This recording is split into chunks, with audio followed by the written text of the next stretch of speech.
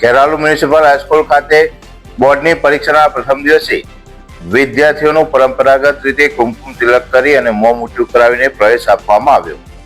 આજથી રાજ્યભરમાં ધોરણ 10 અને 12ની બોર્ડની પરીક્ષાનો પ્રારંભ થયો છે. ત્યારે મહેસાણા જિલ્લાના ખેરાલુમાં પણ પરીક્ષાર્થીઓમાં અનેરો ઉત્સાહ જોવા મળ્યો હતો.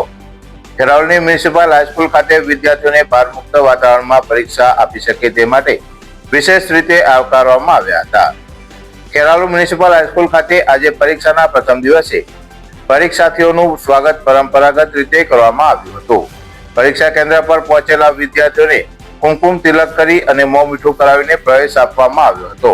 આ તકે વિદ્યાર્થીઓના આત્મવિશ્વાસમાં વધારો કરવા માટે તેમને બોલપેન ભેટ આપીને પરીક્ષા માટે શુભેચ્છાઓ પાઠવવામાં આવી હતી.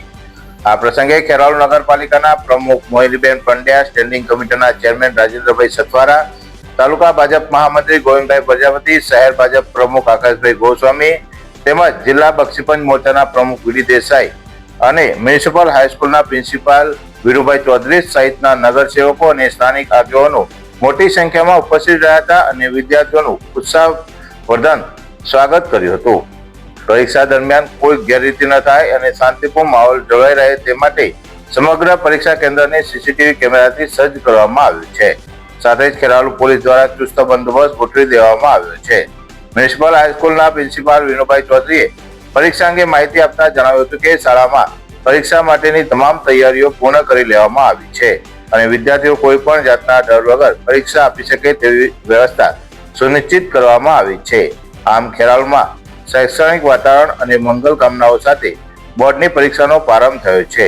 ત્યારે વધુમાં વિનુભાઈ ચૌધરીએ નિવેદન આપીને જણાવ્યું હતું કે Vinubhai Chaudhari, principal municipal high school Kheralu.